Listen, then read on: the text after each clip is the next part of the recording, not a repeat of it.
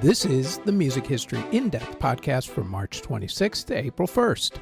On this extra-large edition, there's Etta James getting whitewashed, a historic moment in rap music, sort of, and a lot of important birthdays, including the Queen of Christmas.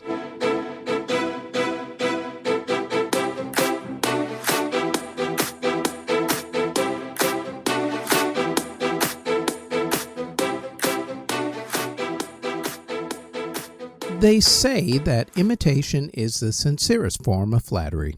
I say that it's the sincerest form of plagiarism. I mean, it's been going on for centuries. Some people, for instance, believe that William Shakespeare's plays were actually written by Sir Francis Bacon. There's the now weekly lineup of copyright infringement lawsuits, some legit and some nothing more than a pure money grab. Imitation, or just flat-out stealing, gets very complicated when it comes to race. What is one person's money-making opportunity or even love and appreciation for the medium is another person's cultural appropriation. Swing music grew out of the early jazz era, which had been consumed by mainly black audiences. Benny Goodman brought it to the white kids, and it grew into a cultural phenomenon.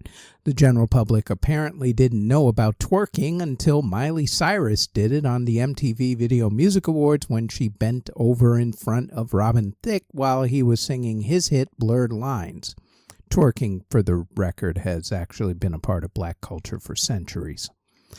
Since the beginning of rock and roll, when Cleveland disc jockey Alan Freed realized that white kids were buying R&B records by black artists and started playing those artists on his radio show, record labels have had white artists singing songs in genres that were mainly part of the black community in order to make money for themselves, not for the people who originally wrote or sang the songs. Hound Dog, for instance, by Big Mama Thornton was a hit in the black community until Elvis Presley got it and turned it into a smash hit in the general public. Pat Boone owes almost his entire career to singing Little Richard songs, taking songs like Tutti Frutti and turning them into hits on the pop charts, for instance. This next example, though, is considered by a lot of musicologists to be the first official time that this thing happened in the rock era. In 1954, Hank Ballard released the single Work With Me, Annie. The song went to number one on the R&B charts, but never got to the pop singles chart. That's because the Federal Communications Commission, or the FCC, considered the song too dirty for white audiences, so they banned it. That song spawned what many called answer songs, or songs that responded to the original song with the same music for those who couldn't figure that out. One of those answer songs was called Wallflower, Roll With Me Henry by the iconic Miss Etta James. The FCC considered this song fine for black audiences, but not for white ones. The song was a huge hit on the R&B chart, staying at number one for 4 weeks. It never made it to the pop chart, at least not in its original form. Enter Miss Georgia Gibbs. Gibbs was a jazz singer who was on a bunch of radio shows such as Your Hit Parade and The Tim and Irene Show. Her first hit single on the pop chart came in 1950 when she released If I Knew You Were Coming, I'd Have Baked a Cake. Honestly, I only remember that song as a song on The Muppet Show. Who knew it was a legit pop hit? But I digress. In the 1950s, Gibbs enjoyed a nice singing career, singing standards that went up the pop charts like 7 Lonely Days, Kiss of Fire, and Simple Melody. In 1955, someone at Gibbs's record label, Mercury Records, had an idea. What if they reworked Roll With Me Henry and watered it down by changing the lyrics that the FCC deemed offensive? They reworked the song and changed the title to Dance With Me, Henry. And on March 26, 1955, Dance With Me, Henry entered the pop charts and became a big hit for Gibbs. That started the trend that we now know today as whitewashing, at least in music. Whitewashing in movies has been going on since the motion picture was invented, but that's for a whole other podcast. Although Dance With Me Henry was the first of these whitewash songs to make the pop chart, it certainly wasn't the last, even for Gibbs. In 1954, Laverne Baker had a hit single called Tweedledee, which was already lighter in tone, so it could gain popularity on the pop chart. Baker's version hit number 14 on the chart. In 1955, Gibbs took the same song note for note, used the same musicians who recorded Baker's song, and even tried to get the same producer and engineer. Gibbs's note-for-note version went to number 2.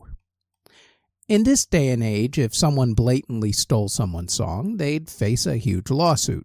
In 1955, however, this practice of whitewashing, or flat-out stealing, wasn't illegal. Baker tried to get her congressman to initiate legislation to make the practice illegal, but nothing came of it in Baker's case. Baker was so upset at Gibbs that one time before a flight to Australia, Baker took out a life insurance policy on herself. The main beneficiary was Gibbs, who Baker wrote to saying, quote, "You need this more than I do, because if anything happens to me, you're out of business." End quote. Ouch. Gibbs herself said that she had no choice but to sing what was put in front of her. There is some truth to that, as vocalists were under a version of the studio system as actors were back then. As it was, Gibbs continued to have success until the late 1950s. To this day, the practice in music continues, but now it's with personality instead of music. Think Vanilla Ice trying to say that he was from the hood and grew up on the streets when he was actually from a wealthy Dallas suburb. Or Australia's Iggy Azalea, who was faking a black Southern accent in order to sell her records, even though she is Australian and has no accent of that sort. There have been arguments made that the whitewashed songs made the original songs more popular and made the original songwriters money. Well, that's not true, because the copyright law at the time wasn't geared towards that kind of royalty. The same argument was made when hip-hop gained steam, when people questioned sampling other artists, especially James Brown and George Clinton. For the record, if you sample, you should really just pay the royalty. I mean, it wasn't your idea anyway. Georgia Gibbs's whitewashed version of Etta James's Roll With Me Henry first hit the pop charts and started the whitewashing trend in pop music on March 26, 1955. Before I go on to the next story, there is an honorable mention. On March 31st, 1943, a different kind of musical premiered on Broadway. This musical started off with a slow song instead of a rousing opening number like most musicals of that time. It also was the first musical to incorporate the singing and dancing into the storyline instead of playing up the music as an interruption or for laughs like other musicals at that time. It was the first musical featuring the collaboration of Richard Rodgers and Oscar Hammerstein II instead of Rodgers and his longtime partner Lorenz Hart, who by that time had developed such a drinking problem that he was no longer able to work. That musical, by the way, was Oklahoma, which premiered on Broadway on March 31st, 1943. This next story concerns a song that became the first song with a rap in it to hit number 1 on the Billboard Singles Chart, and it was done by a group whose lead singer was a white woman. Now, I know what you're thinking. After that whitewashing story, is this just another example? No, it is not. To me, whitewashing is when it's done to make a quick buck. If you love and show love to the music by respecting the music, then you're not whitewashing it. See Adele, Eminem, Tina Marie, or George Michael, who no one would ever consider to be whitewashing the music. You can consider these next guys as part of that group. In 1980, the group Blondie were recording a new album. They decided that they would stretch their musical boundaries on this one after a few years of being one of the breakout groups from the East Village CBGB's punk rock scene in New York City, along with the Ramones, Patti Smith, Iggy Pop, and the Talking Heads. They experimented with jazz, blues, reggae, funk, disco, and rap music. The album that came out of all of that was Auto-American, which was recorded over 2 months in Los Angeles, California. There were only 2 songs that were released from it. The first was a cover of the 1967 reggae song, The Tide is High. That song hit number 1 on the pop chart on January 31st, 1981. The second song released was written by group members Debbie Harry and Chris Stein and produced by Mike Chapman.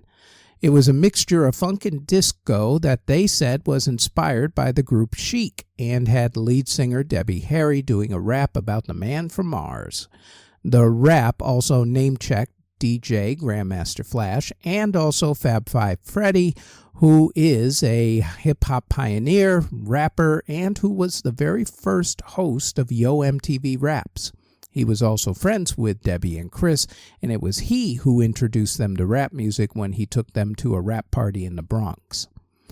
The music video is almost as historic as the song. The dancer in the white suit was dancer and choreographer William Barnes. Graffiti artist Lee Quinones made a cameo appearance along with Fab Five Freddy. Grandmaster Flash was supposed to be the DJ in the video, but he couldn't make the music video shoot. He was replaced by artist Jean-Michel Basquiat. The video technically became the first video with a rap in it to be played on MTV. The song was released on January 12, 1981. On March 28, 1981, the song became the first song with a rap in it to hit number 1 on the pop charts. The song that shouted out 2 hip-hop pioneers and rapped about the man from Mars, Blondie's smash single Rapture, whose title was a pun on the word rap, according to Chris Stein, which hit number 1 on the Billboard Singles Chart on March 28, 1981.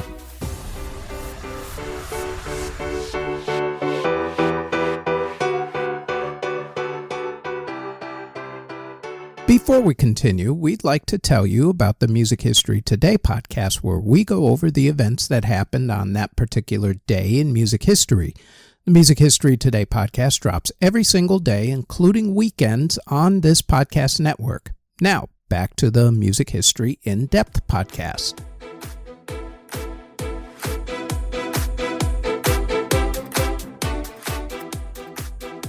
There are so many important birthdays this week that we had to split them up into male and female.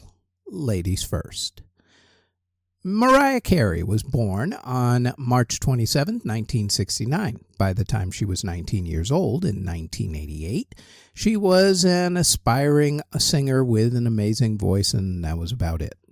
What Mariah also had was a friend named Brenda K. Starr, who was an up-and-coming singer and had a few hits of her own at the time. Legend has it that Brenda invited Mariah to accompany her to a Columbia Records party in December of 1988. Mariah went along and brought a demo tape that she was working on with her. While at the party, she met Columbia Records head Tommy Mottola. She handed him her tape, but didn't hand him her business card for whatever reason. Who knows? Tommy decided to listen to the tape on the way home from the party. After listening to the tape, he was interested in signing her to a record deal, but couldn't find her for 2 weeks to get her to sign. Remember, kids, it was 1988. No internet, no Google, no none of that. Surprised Tommy actually didn't just call up Brenda K. Starr and ask her who her friend at the party was. It seems like an idea, but I guess it doesn't make as good a story. Anyway, Mariah signed her record deal with Columbia Records and recorded her first album, Mariah Carey, because a simple title is a good title. Her debut live performance was on the Arsenio Hall Show, which was just becoming the most talked about late-night talk show at that time. After a couple of months getting weak sales, the album suddenly exploded and became a big hit. It spawned the singles Vision of Love, Someday, I Don't Want to Cry, and Love Takes Time. Both the album and all 4 of those singles hit number 1. She also won 2 Grammy Awards, including one for Best New Artist that year. She followed that album up with two things. The first was the new album called Emotions. That album had the single Emotion, and while it sold well, it didn't sell as well as her debut album, and thus was considered a failure. Something else also happened around that time. Tommy and Mariah had fallen in love and had gotten married. After Emotion, Mariah did an MTV Unplugged show and released the concert as its own album. That album did very well and featured Mariah's version of the Jackson 5 hit I'll Be There, which became a huge hit for her by herself. In 1992, Mariah got to work on her third studio album, Music Box. Around the time of recording, the storybook marriage of Tommy and Mariah had turned into a nightmare, and the cracks were beginning to show. Musically, Mariah wanted a more urban sound for this album. She still did the ballads that she was known for, but she put on some more dance tracks into this one. On August 31st, 1993, the album Music Box was released. The album had the hit songs Dream Lover, Hero, and Without You. Music Box was number one in 16 different countries, including America, and was the second biggest album of 1993, the 124th biggest album of 1994, and was the 26th biggest album of the 1990s. All of that while getting some less than favorable critical reviews. These four albums laid the foundation for the rest of her career, solidifying her place right then and there in music history. But of course, she wasn't done. The rest of the 90s were pretty successful with more hit albums and singles, including the single One Sweet Day with Boyz II Men, which held the record for a while, along with Daddy Yankee and Luis Fonsi's Despacito, for the longest consecutive streak on top of Billboard's singles chart at 16 weeks. That record has since been smashed at 19 weeks. Then something happened. Starting at the beginning of the 21st century, Mariah Carey suddenly became very unpopular. It started when she acted in and made the soundtrack for the 2001 movie Glitter. Both her performance and the soundtrack were universally panned.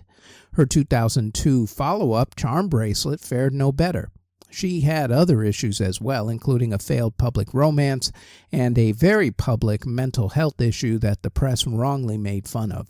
In fact, it became open season to make fun of her. A lot of people in the music and tabloid media began to think that Mariah's career was finished, a relic of the 90s along with flannel shirts, CDs, and Bill Clinton. Once she sought treatment for her mental health issues, Mariah got to work on her next album, 2005's The Emancipation of Mimi, which, when it was released, became one of the biggest selling albums of this century and shut up all of the people who thought that she was finished. She'll probably keep that record, by the way, especially now that it's more of a singles-based industry rather than an album-based industry, thanks to streaming services like Spotify.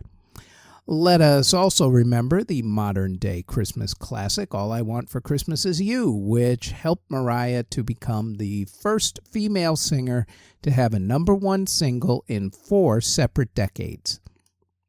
Mariah has won 168 awards out of 303 nominations, including 6 Grammy Awards out of 34 nominations, and was ranked second on VH1's Greatest Women in the Music list and the 5th greatest singer of all time on Rolling Stone magazine's list.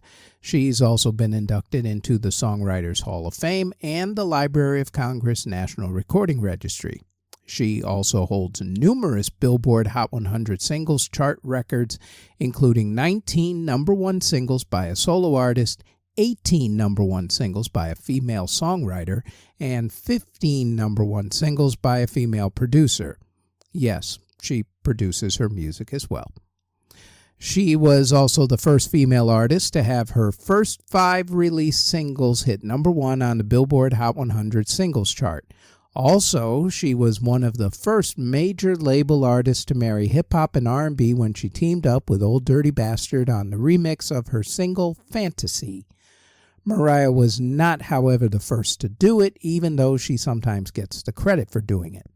In fact, Jody Watley did it in 1989 when she teamed up with Eric B. on her hit single, Friends. Mariah is one of the biggest selling artists of the past 35 years. Her singing style, which includes notes that only dogs can hear, has been copied so much that vocal coaches blame her for vocalists ruining their vocal cords trying to emulate her. The woman who gave us A Vision of Love, Someday, One Sweet Day, We Belong Together, and the most popular song of the past 15 years, All I Want for Christmas Is You. The Queen of Christmas herself, Miss Mariah Carey, born March 27th, 1969. Next up, Stephanie Joanne Angelina Germanotta. She was born on March 28, 1986. After going to the Tisch School for the Arts at New York University, she dropped out to pursue her dream. She got a contract with Def Jam Records, who dropped her soon afterwards, which was a really stupid move on their part. She then signed with Sony Records as a songwriter, and it was there that she met the guy who would help her the most to become famous at that time, singer Akon. Akon signed her to a recording contract instead of a songwriting one and guest starred on her debut single. Since her debut, she's become one of the biggest selling artists of all time, a winner of 14 Grammy Awards, 1 Academy Award, 2 Golden Globe Awards, and 8 MTV Video Music Awards. She is a trend-setting artist who changes her style on a whim and has influenced everyone from Bebe Rexha to Ava Max to Chappell Rowan. Stephanie Germanotta, the woman who gave us Just Dance, her debut single with Akon, Poker Face, Born This Way, Telephone with Beyonce, Bad Romance, Mayhem, an album with the legendary Mr. Tony Bennett, and who also goes by the stage name Lady Gaga. Born March 28th, 1986.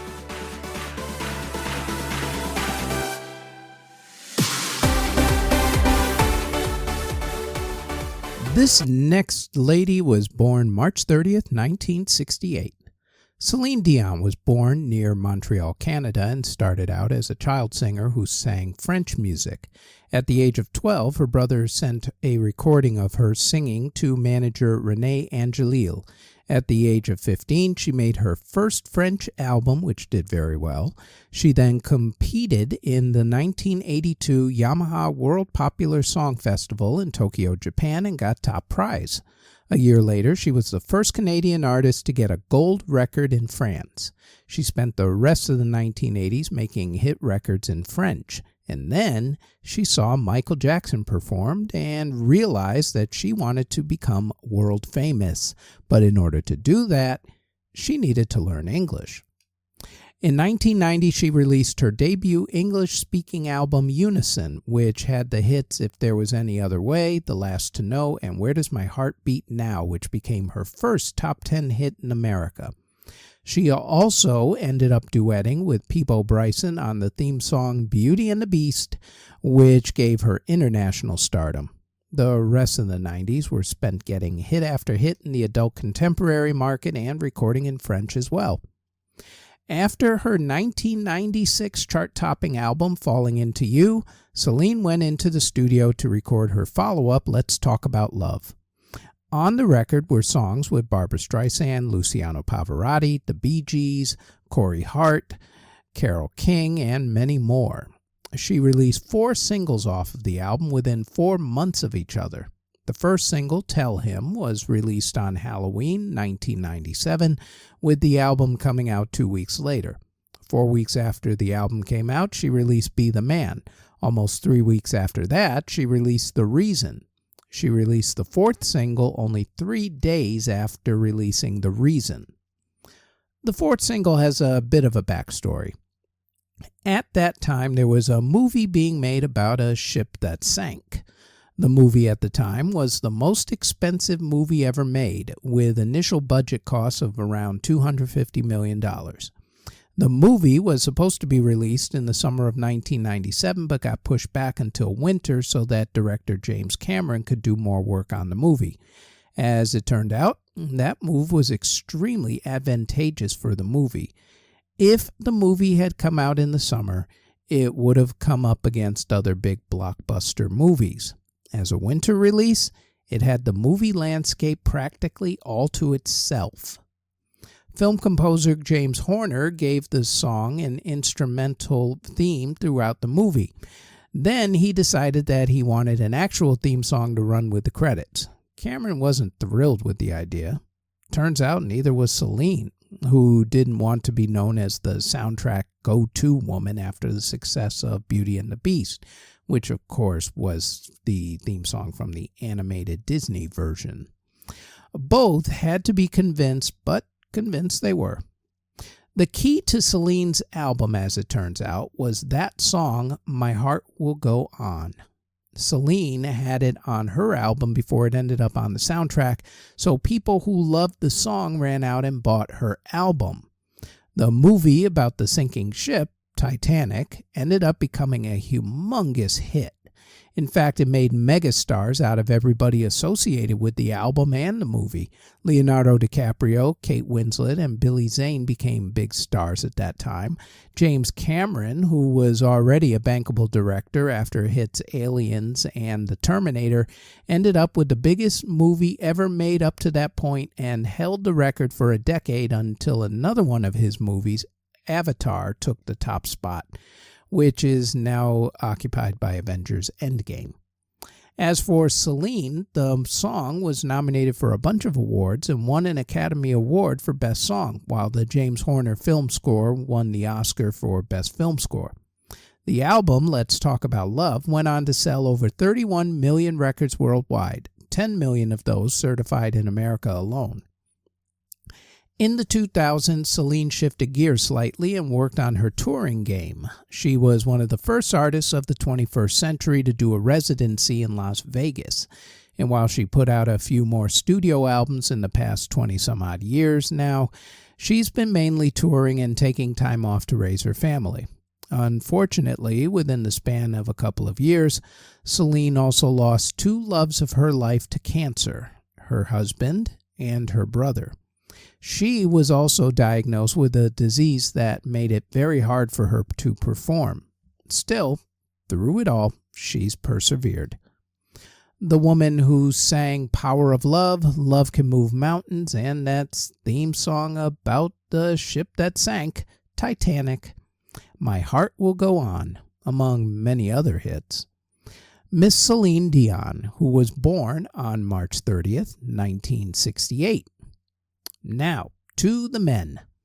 This musician was born on March 31st, 1955 in Scotland. In the mid-1960s, his family moved to Australia in order to escape a brutal winter. There, he learned how to play the guitar. At the age of 18, he and his brother formed a band. They named the band after something they saw on the back of their sister's sewing machine. The band had 5 hit albums with their original lead singer. They had their biggest album right after his unfortunate death. That album, made as a tribute album to him, became the second biggest selling album of all time worldwide, right behind Michael Jackson's Thriller. The musician tried many stage costumes before settling on an English schoolboy uniform. The man whose band gave us Back in Black, For Those About to Rock, We Salute You, Hell's Bells, and countless other hard rock anthems, guitarist Angus Young of AC/DC, who was born on March 31st, 1955. This next artist was born March 30th, 1945. He joined his first band when he was 17 years old. He is ranked second on Rolling Stone's list of greatest guitarists of all time, right behind Jimi Hendrix. He is the only artist to be inducted into the Rock and Roll Hall of Fame 3 times, once for a solo career and with 2 other bands. He is influenced mainly by the blues. He is a former member of Rock and Roll Hall of Fame inductees the Yardbirds and Cream, along with Blind Faith and Derek and the Dominos. He is the man they call Slow Hand. He is Eric Clapton, who was born on March 30th, 1945.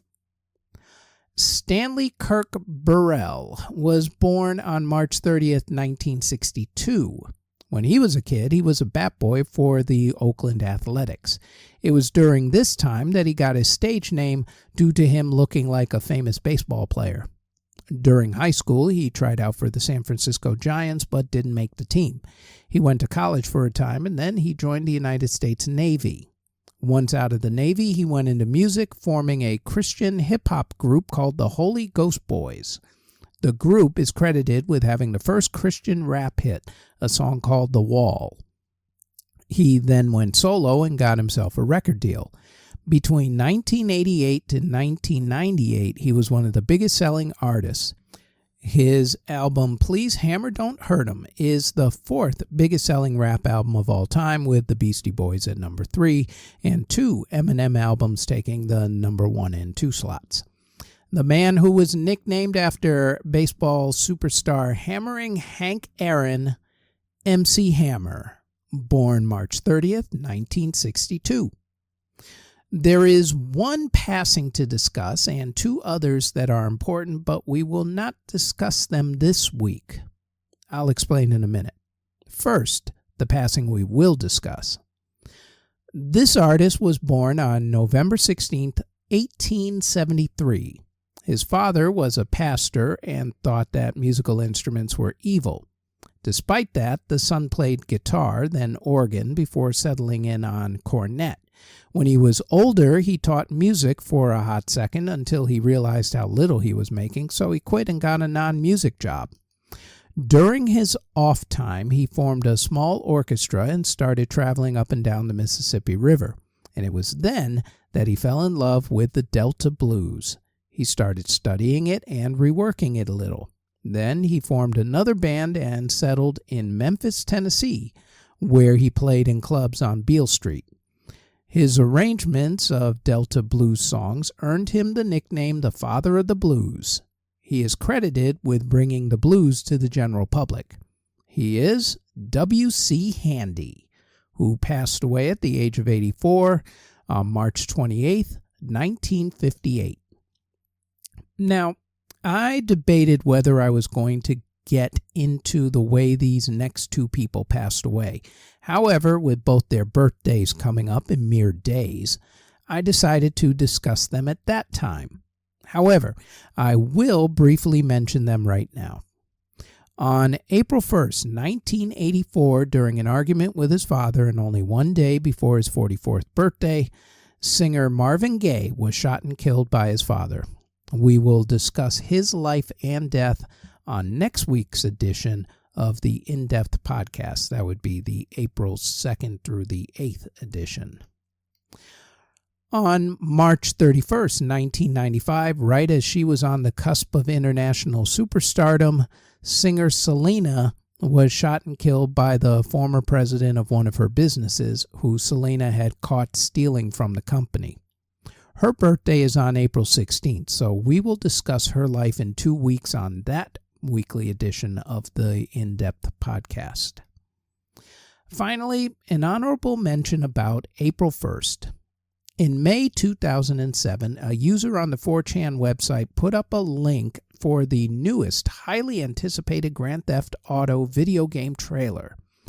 Instead of the video game trailer, though, it was the music video for Rick Astley's iconic 80s classic, Never Gonna Give You Up.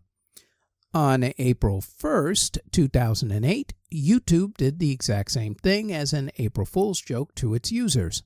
What was then called duck rolling on 4chan became Rick rolling, and while YouTube gets the credit, it was actually done much earlier than then.